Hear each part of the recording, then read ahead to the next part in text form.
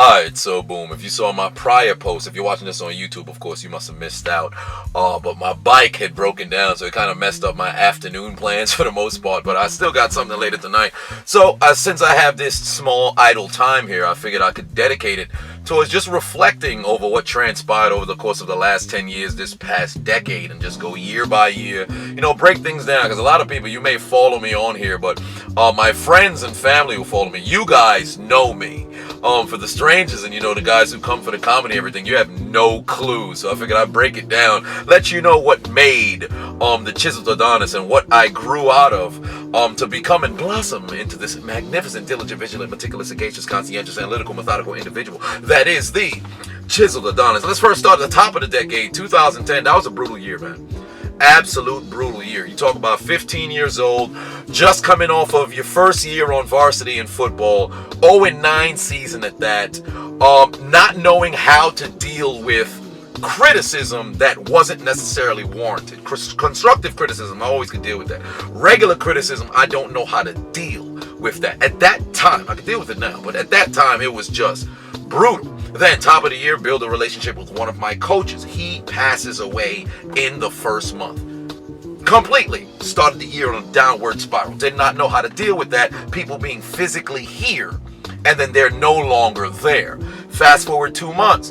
Build a huge relationship with one of my teachers till this day, the most important and the most favorite teacher of my entire life, Mr. Baffa. Shout out to you, but unfortunately you can't hear it. Why? Because he also passed away. What transpired? It was parent-teacher conference. Never forget this. I pulled up and I remember my father was coming back from work. He was leaving during his lunch break to come get me, then go to parent-teacher conference and go meet the teachers, ultimately drop me back at home, and then he'll go back to work. My father was caught up in traffic, so I could not catch Mr. Baffa. He actually dropped off 2 containers, these small, plastic cabinets per se, or storage units per se. Probably about one. The first one was about yay high. The second was about this tall, right? I didn't get an opportunity to see him or thank him for leaving this, gift. I ran into his wife. His wife told me where it was at. I said, all right, yeah, I'll see him in class.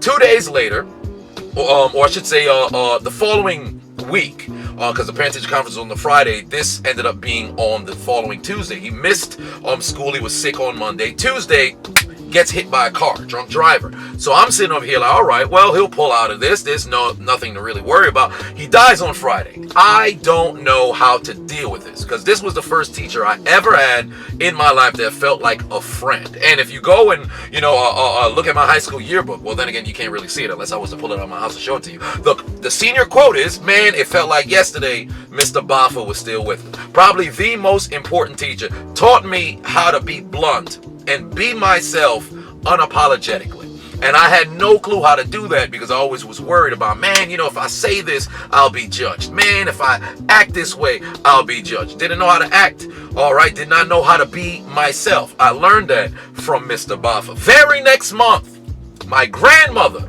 passes away. Now, you're seeing a trend here in 2010, all right? So there is no positives. The first 4 months, no positives. You talk about dropping into depression. And listen, I'll tell you this much.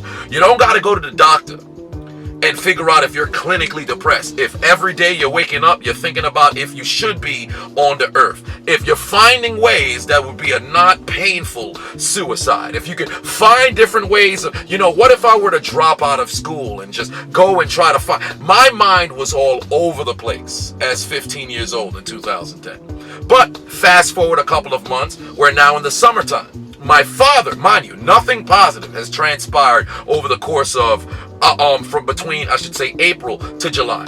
2010, July. My father now goes back into the hospital. He had a near-death experience in 2007, but we ain't talking about that decade. Here we are, 2010, July. He's now in the hospital, and something is going on in his brain. Things are not functioning. They now put this man in the psych ward, I believe it was, for 1 week. There was a guy who just throw poop towards the wall. I found it hilarious, but I was in a terrible situation. And he's back and forth in the hospital throughout the month of July. We're entering towards my junior season of football. I start to, I was playing a little bit better going into that particular season. I remember they were writing down people to watch from my school, and I was written down in that article. It was nothing All right, it was absolutely nothing. They probably went down the list, looked at names on the roster, and just put them over there. It meant absolutely nothing, but it meant the world to me. I felt as if I had a purpose. We go into the season 1-8, and I again could not deal with criticism that was unwarranted. Like you could have great coverage, but you'll miss a tackle about like 2 plays later. Rather than having teammates who would build you up, we had those who would completely tarnish you, and I did not know how to deal with that. Right? So season ends, my father back in the hospital towards the end of the year. I'm sitting over here like, well, knowing the trend, he is going to die.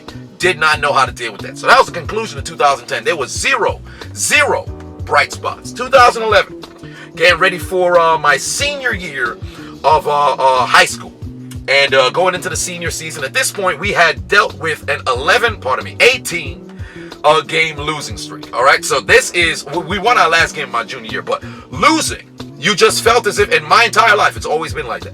I have lost every step of the way. There's never been a Pop Champagne moment. There was no Pop Warner Championship. There was never, oh, you're the spelling bee champion. There was never nothing. I've never won at anything. We lower in a division. We end up going 7-2. At this point, I started to believe, yo, maybe we can win, right?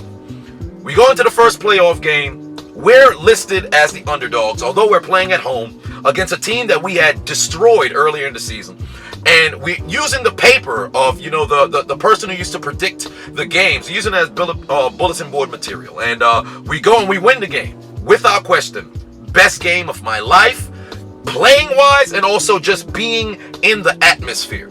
It was the first time in my life I ever cried tears of joy. And I kid you not, people who were there that day, you'll see, my body was weak. It was damn near orgasmic.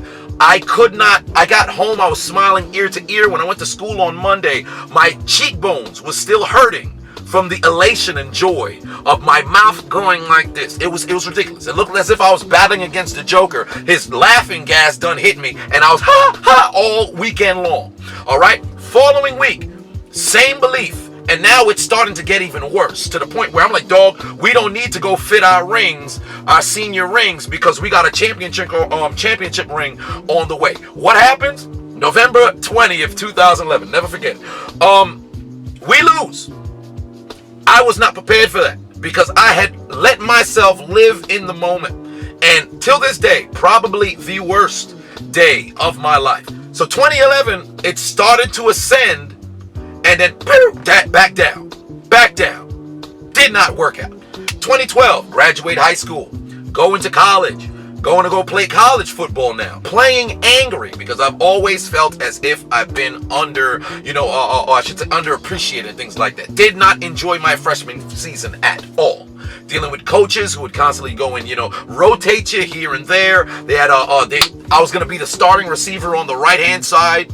Our our ex-receiver got hurt, so I started the first game on the left side. They never moved me back to the right side because they said, well, you know all the plays, so maybe you should stay over here. But that don't make no sense. So I had to close out 2012 on a down into 2013, and now going into my second season there in college, and finishing out school, because I had went from, you build these relationships in high school and you're supposed to stick.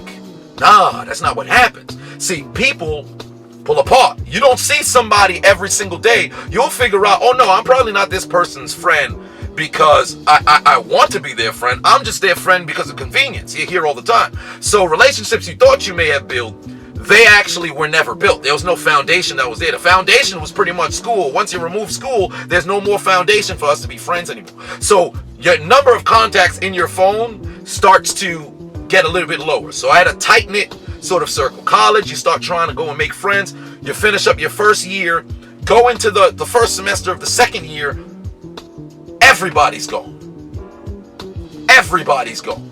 So you're sitting here like, whoa, wait a minute. I spent 2 semesters building these relationships, thinking I'd have friends through the 4 years of college. Nah, they gone. So here I am, sitting in college with 3 dudes who are like, yo, those are my mans. So we go into my sophomore year, and it is just it's terrible. It is absolutely terrible. Nothing is going according to plan. And I got to the point where I started losing joy of the game. And I kid you not, any of my college teammates, they'll tell you, the month of October, I don't think I caught a pass. It felt as if going to practice, I was just going through the motions. I did not even want to be there. At that point, I said, you know what? It's about to be clipped for me. I went from a JUCO, I'm now in Division III. I don't think this football thing's gonna work out. I gotta figure something else out. So now I'm sitting through, 2013, end the year on another low.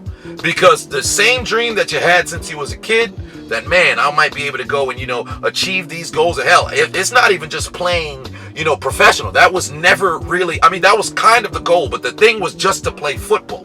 That's even if I had to go play arena, if I had to play overseas, if I had to play in Mexico, anywhere, I just wanted to be able to do that. And the feeling and the love of the game started leaving. So now there's a huge cataclysmic shift of where or what do I want to do in life. Going to 2014, I met the second teacher who was probably the most impactful on my life. And this is now in the fall semester where I'm in Professor Rhodes, I'll never forget.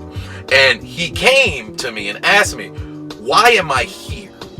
And it was very bizarre because, you're in college, you're here to get a degree, you're gonna go and get yourself a job. But he's like, no, why are you here? Because he was my business law teacher, and every single day, we would do power poses in the beginning of the class. We had our mock trials here and there. And every single time I was ridiculously entertaining. For what reasons? I cannot explain. When we would do the power poses, I would move a certain way. I'd say a certain thing. And the class would burst out into laughter. And this is all unbeknownst to me because I never paid it any mind. So he said, you should be doing entertainment somewhere.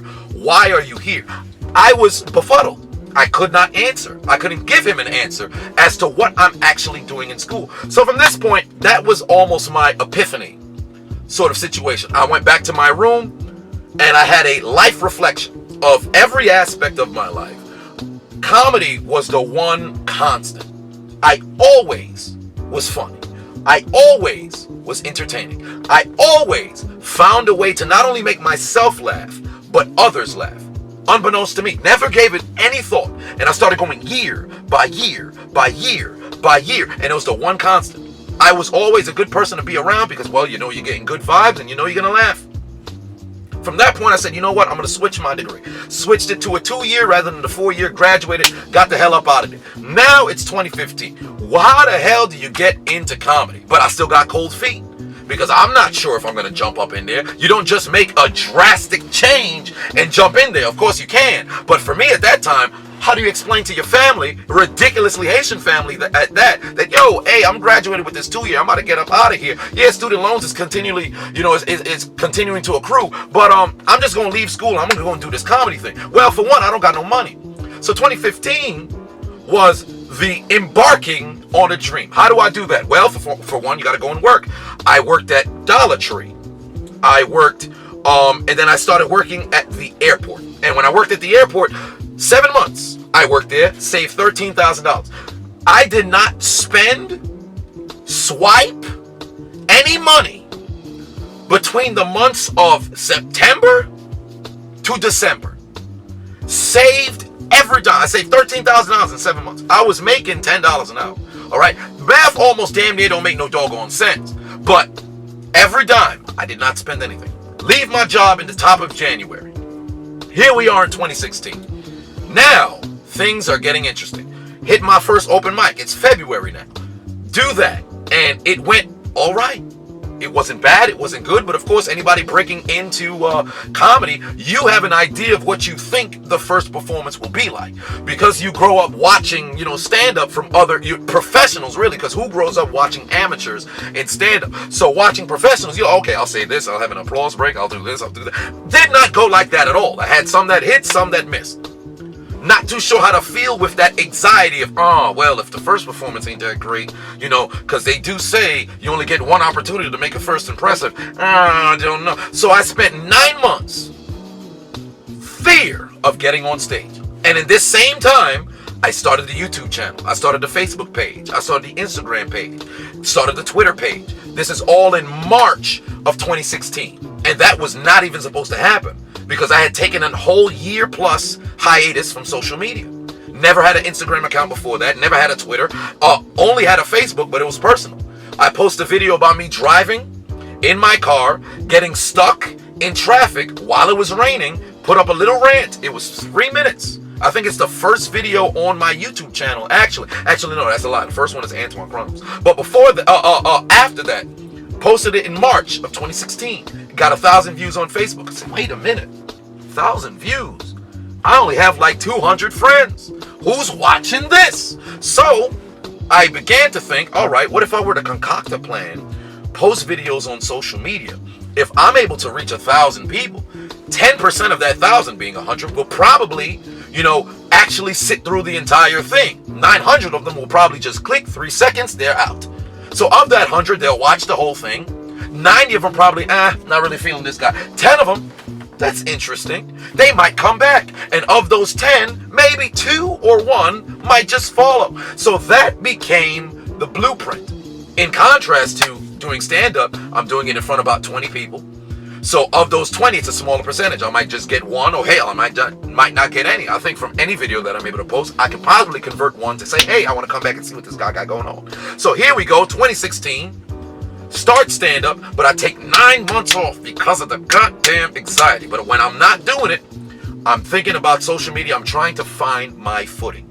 So spend 9 months, finally get back at stand-up, go up and do it. Beginning of 2017. Start hitting the stand-up hard, going any and everywhere that I can do it. Also, still trying to figure out what the hell I want to do on social media. I'm doing commentary on things. I'm ranting damn near every single day, screaming into a camera, damn near rising my blood pressure in an effort to figure out who the hell do I want to be, right? Then, ultimately, NBA Finals come around. And somebody, or a matter of fact, yeah, the NBA Finals came around, and I was sitting around, myself and my brother. This is exactly what happened. I was sitting there, and I was like, yo, somebody should do, I wonder why nobody does commentary on, sporting events. It makes it funny. That's kind of weird. And then my brother said nothing. Said, yo, I'm going to do commentary on them, and I'm going to spin it the way that I want to. I did commentary on the NBA Finals. I got blocked after the second game, not because of the NBA, but because my crackhead video, the commentary on the crackhead, has just now amassed 2 million views. This being my 4th million viewed video at this point. So I'm starting to get some traction on social media. Right? Still with stand-up, trying to figure out my footing, still trying to figure out how to put together a set, figuring out how to write, comedy, hearing all this other stuff. And then fast forward, end of 2017, best friend of 15 years ends up, doing me dirty, right? So you had to end that friendship, which is very, peculiar sort of situation for me, because this is somebody who I was the first phone call when his grandmother died. He was the first phone call when I said I was going to start in comedy. We were pretty much inseparable for damn near 15 years. And then something happens and you can no longer continue that partnership, continue that friendship, because now it's a hindrance, right? So you have to figure out an adjustment over here. But 2017 started the NFL commentary. Started just recording over games, and that happened the same conversation I had with my brother. I was now sitting here by myself, having it for the creating the catalyst for the 2017 commentary was, man, somebody should do NFL commentary, kind of like Boomer, kind of like Chris Berman, and I think it's Jackson. I think it's Tom Jackson, but somebody should be able to do primetime like that. Hell, why don't I do it? So then here we go. And it started to build a community on YouTube. I amassed over 10K for the first time, 25, 30, 35, 40, all of those going into 2018. But between 2016 to 2018, although all of this social media success is starting to happen, mentally, I am lost. I am depressed. I still am trying to figure out what it is that I want to do, because all of these numbers, I was never one who saw, man, I got 1 million views. That makes me feel sensational. It was always, damn, it could have been 2 million. Damn, it could have been 3 million. I thought this one could have been the one to take me to the next level. So I never took time to really sit there and appreciate, seeing growth. I was always thinking, I may be, look at it like Pokemon stage. I went from Caterpie to Caterpie into a Metapod, right? But I'm looking at Caterpie trying to get to a Butterfree, trying to skip that middle portion, right? Fast forward 2018, social media starting to boom. Fat Family commentary drops. Over 90 million views. Hell, it might just be at 100 million right now across the entire internet. I only get credit for about 18. All right. YouTube grows to 100,000 in December. Instagram, I start to grow there. Stand up, I've taken a step back because I said I want to focus on social media and grow there, right? And 2018, still trying to figure out what the hell it is that I want to do. Still having the anxiety here and there, right? And then fast forward through 2018, just a ton of content. It was all social media. 2019 comes. Oh, I can't omit the fact that I did have my car accident in 2018. So probably should have died. You know, you don't really just total a car like that, drive right into a pole, and only thing that happens to you is a ripped pair of jeans and a cut on your coat. That doesn't really happen like that. But get into 2019. Commentary's booming, but I now have a shift in perspective. It's gone from, man, it should have been more to let me appreciate those who are here. And then once that happened, it was almost like a come to Jesus moment. It was another epiphany where I said, wait a minute, this is where you should be. You're not supposed to be 20 yards or 20 steps or 20 feet ahead. You're right exactly where you should be. My mentality changed from, why is this happening to me? We be constantly getting blocked, which I omitted that as well, but you guys know, constantly getting blocked. I've been blocked all over social media, everything together, probably about 35 times. I've had well over 100 videos removed. But I changed from, why is this happening to me, poor me, to what can I learn from this? And that's when the growth started to truly come in. And then now, I made my return back to stand-up after an 18-month hiatus in April. I'm getting on stage with guys like Drew Frazier, guys like Jim Gaffigan, guys like Carl Anthony Payne, guys like Joe Torre, guys like Flex Alexander. All of these other guys getting on stage with. Also, I got my podcast now. I got, two podcasts at that. I got different series all over YouTube, doing stand-up much more consistently now. And more importantly, I found my peace. That's what it's all about. It's a long journey. Life ain't as they always say, life ain't no sprint, it's a marathon. That's literally what it's like. Taking the time to look back and reflect where I was when I was 15 to now being 25. I appreciate the entire journey because the first 5 years was nothing but down. It's like the economy in 2008. It was spiking downward. There wasn't a single positive moment outside of the belief that I possibly could win in high school in 2011. Between 2010 to 2014, there wasn't a single positive outside of that one moment of joy and happiness. Outside of that, everything was downward. And that only lasted about 1 week. And the belief system started about, I guess, late October. So it was about a 3-week span of happiness. And the rest of those 4 years was utter chaos. To get to this point where I'm damn near walking on a cloud. Where every day I wake up and I got purpose and I know what I want and I know what I want to accomplish. But more importantly, I can say I'm content with the person I look in the mirror. I don't feel bad for the person I look in the mirror. I don't wake up like, why the hell am I on this planet? What the hell am I going to do moving forward? Why am I not being appreciated? No. I found that inner love, found that self-love, found that all I needed was the person on the inside and everybody else is an additive. Everybody else is a plus. That's the way it should be. And here I am, 2019, finally seeing the fruits of my labor. 3+ years, damn near 4 at this point, given it's only about 2 months away from the anniversary of the 4th year in comedy. So finally getting paid doing gigs, getting checks, doing videos. And that's surreal to me because I never thought something like that would be attainable. Getting sponsorships here and there, meeting with CEOs, sitting down to make other moves. Finally, growing to where I wanted to be. And if I went back and spoke to myself in 2016 and told myself when I started in comedy that this is where I'd be, I'd have probably thought, man, that'd have been amazing. But if this was my 2018 self, I'd have been looking towards 2020 like, oh, I need more, I need more, I need more, I need more. Of course, we'll strive to want to get more. We'll strive to grow and get better. But the growth that I've made and where I've sat right here, I couldn't ask for anything better, man. I couldn't ask for anything better. Every single trial and tribulation has made me to who I am. So I'll send this, I'll close on this, to everybody going into 2020, right? So pretty much all of you guys watching this video, take time to truly appreciate the journey, because that is what it's all about. Not everybody's going to be LeBron James overnight. Nobody's going to be Gary Vaynerchuk overnight. Nobody's going to be Beyonce overnight, Steve Jobs, Bill Gates, anything like that. It's not going to happen overnight. It's a journey. It's a process. And it is killer on the mental that you get it together up here.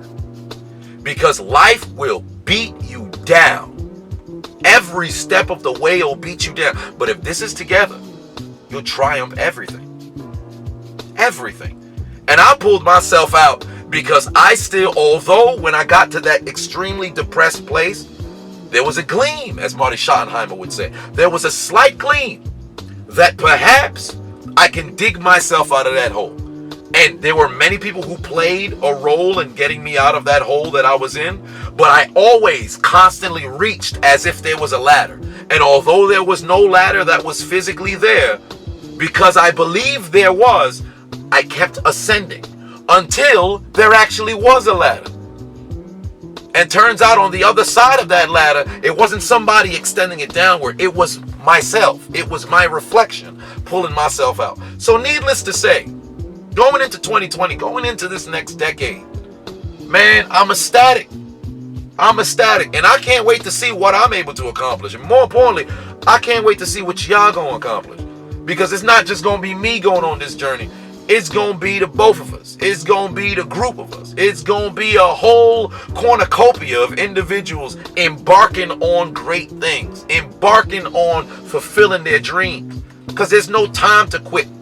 Life too short, but you make life what it is. Life don't happen to you. You create stuff. If something goes awry one day, damn, shake it off. You got 24 hours. Back at it tomorrow.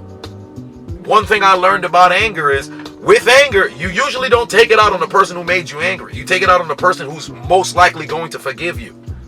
So you got to figure out ways to release whenever you're angry. Find a different way to just drop that off, because nobody's just going to live through life just smiling, sunshine, and rainbows, and things don't piss them off. It's going to happen, but you can't allow yourself to, wallow in that misery. So that has been my recap of the decade, man, and I appreciate you guys who made it to the end of the video. I know it's long. Looking at the time right now, this is probably like 28 minutes, whatever the case may be. That's my story for the next, or I should say the past 10 years. And I can't wait to see what the next 10 years look like, man. Because by 2030, on YouTube right now, we got 150K. Instagram is at 50K. Twitter is at 10K. Facebook, I think, is at 70K right now. We had over 122, but of course it got deleted. But who cares about that? We rebuild it, rebrand it. By 2030, everybody gonna know who the hell the Chiseled Adonis is, and I can guarantee you that. I can guarantee you that. Because the goal has always been the same. I'm trying to be the greatest of all time, and I'm gonna do everything in my power to get there. You're not gonna see me slacking. And in 10 years, I don't know if I'm still gonna be doing, commentary here and all that other stuff, but I can tell you this much. Those of you guys who are still around, you're going to remember those days when, man, I remember when the Chiseled Adonis first got started. I remember when he did the sports commentary and everything. I'm telling you right now, you better get ready. Hop up on this spaceship with me, because we flying straight up to the moon and beyond, bruh. Ain't no slowing down. All gas, no brakes. Because by the end of 2030, when I do this reflection once again, I kid you not, every single person, everybody, they will know the diligent, vigilant, meticulous, sagacious, conscientious, analytical, methodical individual, the Chiseled Adonis. Whew! Don't you love life? Have a happy new year. See y'all in 2020.